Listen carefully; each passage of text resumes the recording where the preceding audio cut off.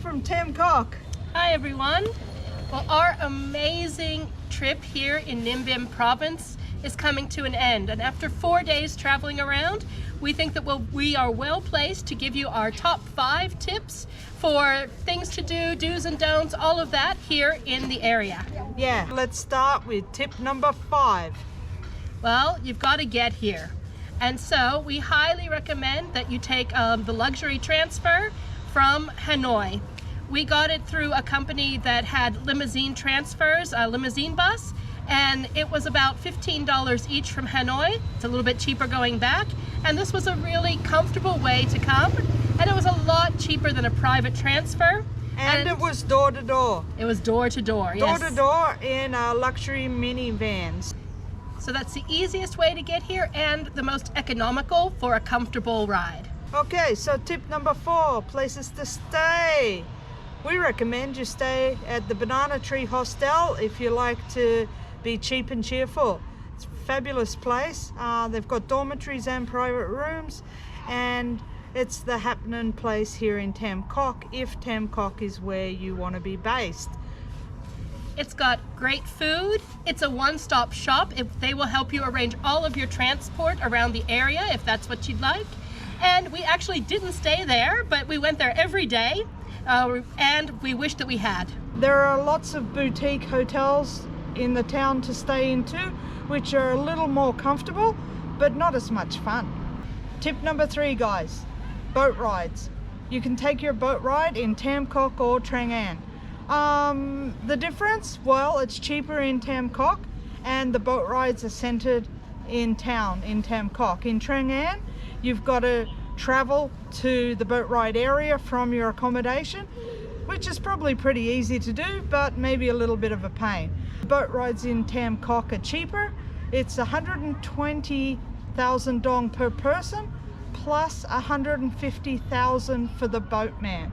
So for the 2 of us, it was 390,000, plus the boat driver expects a tip at the end. Now, I don't know if you can get away with not giving a tip, but it would leave a bad feeling. So we ended up tipping 100,000, which is probably a bit much in my book, but she was pretty happy, and that was that. Okay, so our top tip number 2, motorbike rentals. We recommend you get your motorbike from Banana Tree Hostel simply because they're used to dealing with foreigners. They rent out between 10 and 20 motorbikes a day, and it's super cheap, 120,000 for the day, which is about $5 US, $6 US. There are a lot of others in town, some even undercutting that, but we know Banana Tree are pretty chill. You don't need to give away your passport or your license to rent a bike. You just pay at reception, take the receipt to the guy who's manning the motorbikes, and off you go. Simple, easy peasy. So definitely a great one. They also have bicycles at Banana Tree for 50,000 a day. So if you're looking to do something more energetic, get your bike there. Okay, and tip number 1, watch out for the scams. There are a fair few scams around here, and the most annoying one has to do with parking. So they will tell you that you have to park way away from the site. They'll tell you they're the police. They'll try to flag you down, and sometimes they're almost causing an accident to get you to stop. It's not true. Just drive past them. Try not to run anybody over, but go around them and keep going. Closer to the site, you will find a designated place to park. Also, another scam on the boat rides.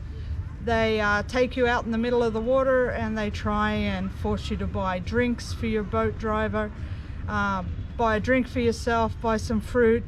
Just don't do it if you don't want to. Simple as that. Yeah. I think the boat driver would prefer a tip at the end rather than a can of soda.